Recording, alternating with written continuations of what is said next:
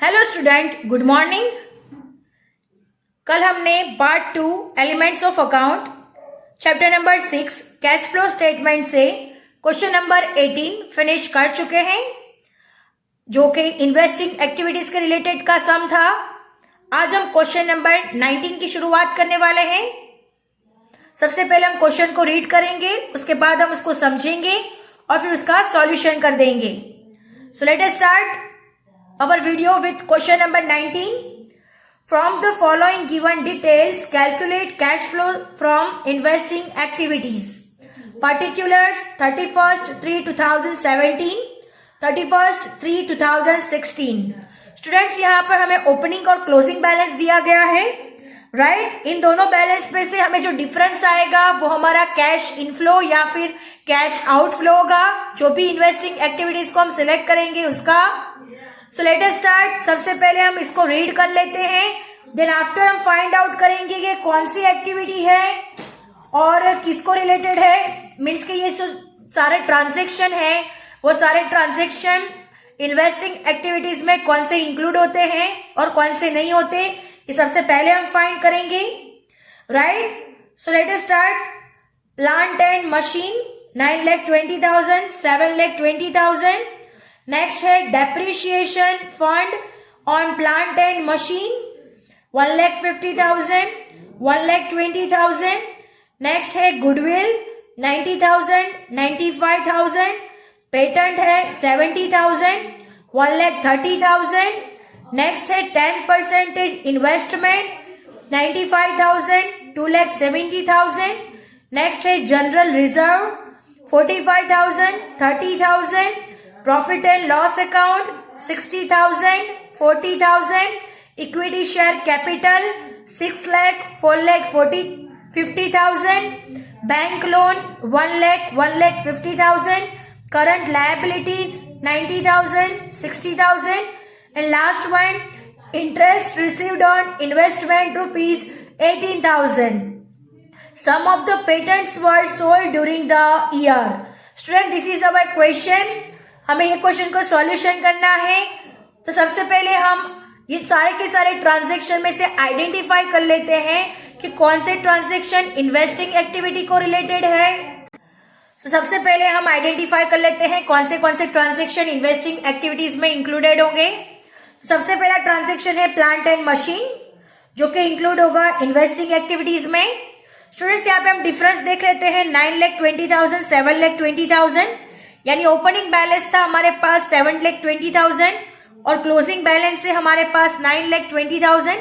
इसका मतलब है हमारी जो प्लांट एंड मशीन है उसमें क्या हुआ है, इंक्रीज हुआ है, राइट। तो कितना इंक्रीज हुआ है, यहाँ पर 2 लाख का इंक्रीज हुआ है स्टूडेंट्स। यानी 2 लाख के हमने प्लांट एंड मशीन को क्या किया है, परचेज किया है, राइट। 2 लाख के प्लांट और मशीनरी को क्या किया, हमने परचेज किया है, यानी हमारा कैश आउटफ्लो हो गया। सो स्टूडेंट्स, ये क्या हो गया, कैश आउटफ्लो, जिसको हम माइनस में लिखेंगे बिकॉज हमने प्लांट एंड मशीन को परचेज किया है। अगर यहाँ पर क्लोजिंग बैलेंस अगर यहाँ पर कम होता तो सेलिंग किया होता, राइट, तो हमारा क्या होता, कैश इनफ्लो होता। बट यहाँ पर आप देख सकते हो कि ओपनिंग बैलेंस हमारा 7,20,000 है और क्लोजिंग बैलेंस हमारा 9,20,000 है। स्टूडेंट, डिफरेंस है हमारे पास 2 लाख, राइट। यानी 2 लाख का मशीन हमने क्या किया है, परचेज किया है। परचेज किया है इसका मतलब है हमारा कैश आउटफ्लो हुआ है। नेक्स्ट है depreciation fund on plant and machines. Students, depreciation is a non cash transaction, right, जिसका इंक्लूडेड हमें इन्वेस्टिंग एक्टिविटीज में नहीं करते हैं, यानी इसका इंक्लूड नहीं होगा इन्वेस्टिंग एक्टिविटीज में। नेक्स्ट है गुडविल। गुडविल का हमें बैलेंस दिया गया है 95,000 ओपनिंग है, 90,000 क्लोजिंग है।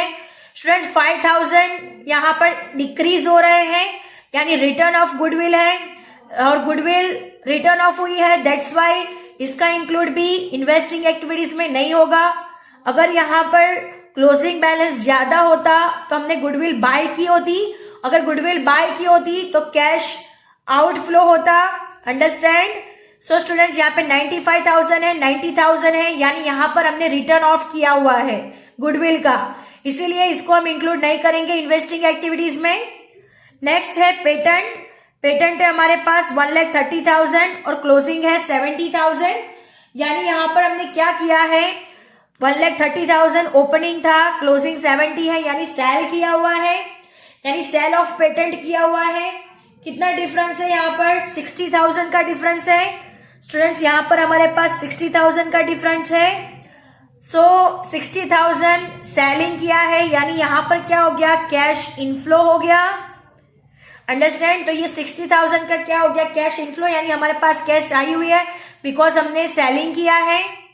नेक्स्ट है 10% इन्वेस्टमेंट। स्टूडेंट 10% इन्वेस्टमेंट हमारे पास कितने हैं, तो 2,70,000 थे। नेक्स्ट है 95,000, ये ओपनिंग है, ये क्लोजिंग बैलेंस है।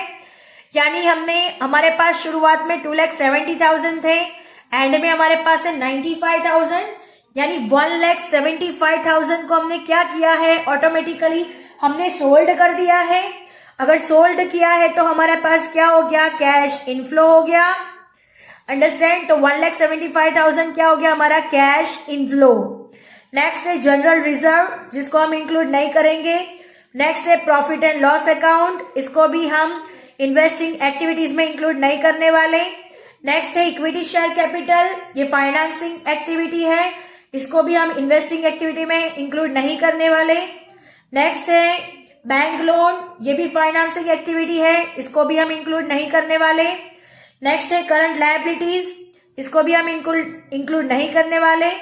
नेक्स्ट है इंटरेस्ट रिसीव्ड ऑन इन्वेस्टमेंट ₹18,000, यानी हमें क्या किया है, इंटरेस्ट रिसीव हुआ है इन्वेस्टमेंट में, यानी ये हमारा क्या है, कैश इनफ्लो है, राइट, बिकॉज हमें कैश मिला है। नेक्स्ट है some of the patents were sold during the year, यहाँ पे हमने देख लिया है पेटेंट में हमारे पास थे 1,30,000, जहां पे 17,000 हो गया है, यानी हमें सोल्ड किया है, तो यहाँ पे कैश इनफ्लो हो रहा है जो कि 60,000 है। स्टूडेंट्स ये जो ट्रांजेक्शन है वो पेटेंट के रिलेटेड है, यानी जो 60,000 हमारा डिफरेंस आ रहा है वो क्या है, कि patents were sold during the year, यानी हमने पेटेंट्स को बेचा है, यानी हमारे पास क्या हुआ है, कैश इनफ्लो हुआ है। अंडरस्टैंड। सो हमारे कौन से ट्रांजेक्शन इन्वेस्टिंग एक्टिविटीज को रिलेटेड है, सबसे पहले है plant and machine, then patent, then 10% investment, then next है इंटरेस्ट रिसीव्ड ऑन इन्वेस्टमेंट। अब हम इसको एक स्टेटमेंट बना देते हैं और स्टेटमेंट में लिख देते हैं, ताकि हमें पता चलेगा कि कैश इनफ्लो हो रहा है या फिर कैश आउटफ्लो हो रहा है फ्रॉम इन्वेस्टिंग एक्टिविटीज से। Now look at here students, अब हम हेडिंग लगाते हैं statement of cash flow from investing activities,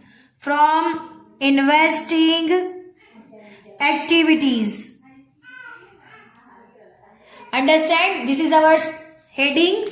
अब हम लिखते हैं पर्टिकुलर्स, अमाउंट रुपीज, अंडरस्टैंड। अब हमने जो भी डिसाइड किया हुआ है ट्रांजेक्शन वो यहाँ पे लिखेंगे। सबसे पहले लिखते हैं परचेज, बिकॉज हमने परचेज किया हुआ है, मैंने आपको दिखाया था 2 लाख का डिफरेंस था, यानी कैश आउटफ्लो है। सो purchase of plant and machine, जिसकी अमाउंट है 2 लाख रुपीज, जो कि माइनस में आएगी, राइट, बिकॉज हमने प्लांट और मशीन को बाय किया है, इसी वजह से हमारा कैश आउटफ्लो हुआ है। That's Y purchase of plant and machine वो 2 लाख है, वो माइनस में आएगा। नेक्स्ट आएगा पेटेंट, यानी हमने सेल किया हुआ है पेटेंट को, तो लिखते हैं सेल ऑफ पेटेंट, राइट। कितना सेल किया हुआ है, 60,000 का, यानी हमारे पास कैश इनफ्लो हुआ है जो प्लस में आएगा। नेक्स्ट है सेल ऑफ 10% इन्वेस्टमेंट को भी हमने सेल किया है, 10% इन्वेस्टमेंट्स, जिसको भी हमने सेल किया हुआ है, तो 1,75,000 आएगा।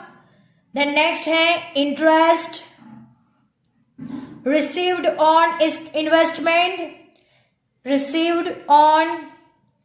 इन्वेस्टमेंट, जो कि हमारे पास है 18,000। अंडरस्टैंड। सो स्टूडेंट्स, सबसे पहले इन तीनों का प्लस करेंगे, इन तीनों का प्लस करके 2 लाख को माइनस करेंगे तो आंसर आएगा प्लस 53,000। स्टूडेंट्स, यहाँ पे प्लस में आंसर आ रहा है, दैट्स वाई ये क्या हो गया हमारे लिए, कैश इनफ्लो हो चुका है। तो हम आंसर लिखते हैं cash inflow from investing activities.